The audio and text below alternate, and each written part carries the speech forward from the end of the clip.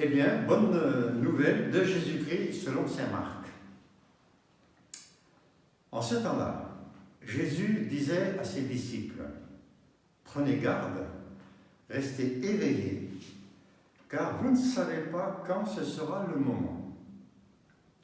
C'est comme un homme parti en voyage, en quittant sa maison, il a donné tout pouvoir à ses serviteurs, fixé à chacun son travail et demandé au potier de veiller. Veillez donc, car vous ne savez pas quand viendra le maître de la maison, le soir ou à minuit, au chant du coq ou le matin. S'il arrive à l'improviste, il ne faudrait pas qu'il vous trouve endormi. Ce que je vous dis là, je le dis à tous, veillez. » Acclamons la parole de Dieu. Eh bien, nous devons donc être des veilleurs, particulièrement dans cette étape qui va nous conduire à Noël. Veilleurs, pour vous les jeunes, le mot « connecté » pourrait peut-être vous convenir. On peut en tout cas ajouter qu'il y a deux sortes de veilleurs.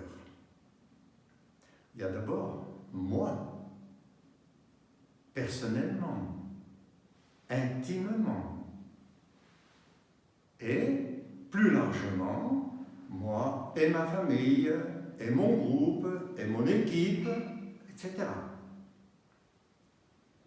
L'important de Jésus, c'est de bien faire tourner la maison pour que chacun ait sa place et que chacun apporte ses compétences, son savoir. Bien sûr, la maison, c'est bien plus que notre propre appartement ou maison, c'est notre cité, c'est nos hôpitaux, nos entreprises, nos écoles, nos clubs, notre planète même. On aurait presque envie de dire aujourd'hui, comme Isaïe, « Ah, si tu déchirais les cieux, Seigneur, et si tu descendais, car la pandémie touche tout le monde sans exception. Elle met à mal et fragilise toutes les structures en place. Elle nous plonge dans des questions nouvelles et fondamentales, dans l'incertitude pour demain. Quelle épreuve! Certains parmi nous ont même vécu des départs, des décès. Nous voilà donc dans cette période et Jésus nous demande d'être des veilleurs. Oh oui, ils existent, ces veilleurs. Dans la santé, bien sûr, dans les domaines basiques de notre vie quotidienne, chez les chercheurs, les scientifiques, les politiques, mais aussi dans les splendides associations qui œuvrent sur le terrain de la pauvreté, de la santé, du culturel, depuis des dizaines d'années même. Sans oublier, bien sûr, toutes ces nouvelles associations récentes, et encore moins celles qui font partie de notre quotidien habituel dans nos cités très organisées. Pouvons-nous oublier ces adultes mobilisés dans la formation des jeunes, autrement dit ces enseignants, d'aujourd'hui jusqu'à Samuel Paty? J'arrête cette liste des veilleurs avec ces anonymes que nous sommes tous, parents, collègues,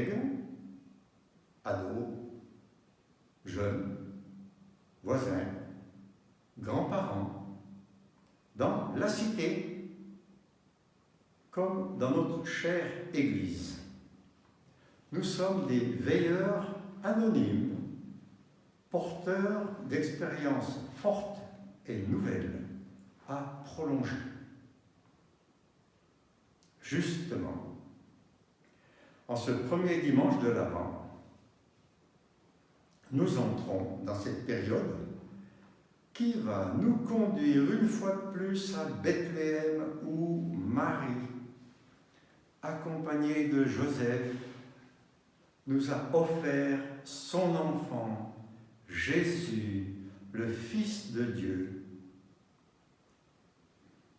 Ce Noël 2020 tombe, il est vrai, dans un Noël historique bien particulier. Mais plus que jamais, nous sommes sollicités à devenir des veilleurs, connectés, responsables, à la hauteur de la situation, chacun à sa place, bien sûr. Saint Paul ajouterait des veilleurs appelés à vivre en communion avec lui, avec Jésus. Simplement, pour terminer, je résumerai comme ceci. Vivons une double écoute. Celle de Jésus, dans l'intimité, dans la prière, dans la communauté, avec l'Eucharistie revenue. Première écoute, et deuxième, celle de nos frères et sœurs dans le service, la proximité, la solidarité, etc.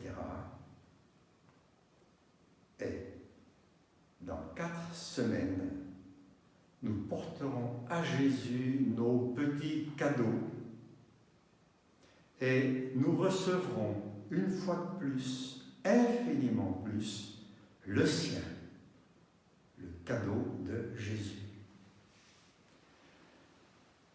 Bon dimanche, bonne fête, bonne préparation à la fête de Noël, bon Avant.